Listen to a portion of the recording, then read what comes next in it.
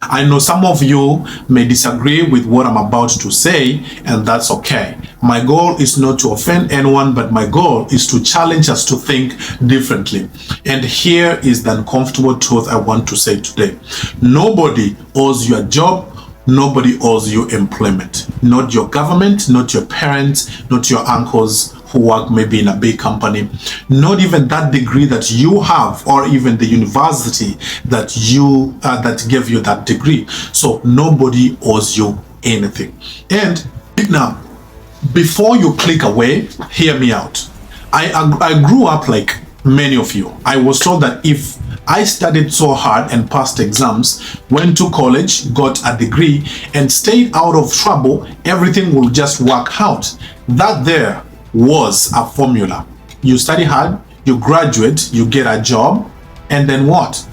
Life is that simple. But the problem is that for millions of young people, that formula is no longer working. Every year, universities produce thousands of graduates, yet the number of opportunities available cannot absorb everyone. So what happens? People graduate, months pass by, years pass by, and nothing happens. You do applications, rejections, applications, rejections, applications, rejections, and then total silence. And eventually, frustrations begin to build. Then comes the blame. We blame politicians, we blame the corruptions, we blame tribalism, or we blame the economy, and even our families and everyone else but ourselves. But now let me be very clear. Some of those things are real. Corruption exists, poor leadership exists, nepotism exists, and there are people who actually get opportunities because of their connections. All of that is true. But here's the question.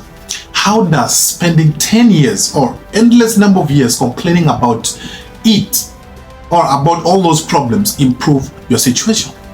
Of course, it doesn't. The reality is that life does not reward fairness. Life rewards value. The market itself rewards the value that you produce. The people would pay you for the value they get from you. Employers, when they hire you, they employ you because of the value you bring to their business. And customers also, they buy because of the value they get from what you sell to them.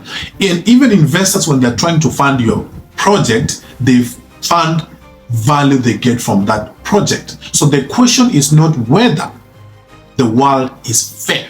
The question is whether you have developed skills that solve problems. Because when you solve problems, I tell you, opportunities begin to appear. Think about it. The person who can build websites, the person who can edit videos and maybe can manage social media, can sell products, can even run advertisements and repair machines, or even build softwares. Those people may still face challenges, but they are far less dependent on someone giving them permission to succeed. One thing that I have noticed is that many young people spend years preparing for jobs that may never even come. You and I can agree about that if you've gone to school and have been waiting for opportunities. But they spend hours, they spend almost no time preparing themselves to create opportunities.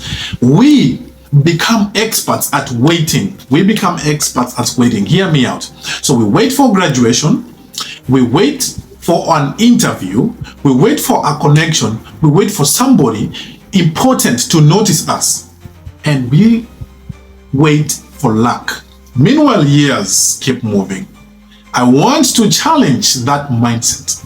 What if instead of asking, who will hire me, you start asking, what problem can I solve? Because that question challenges everything. Maybe you start a photography business. Maybe you become a videographer or like a video editor. Maybe you start helping local businesses manage social media.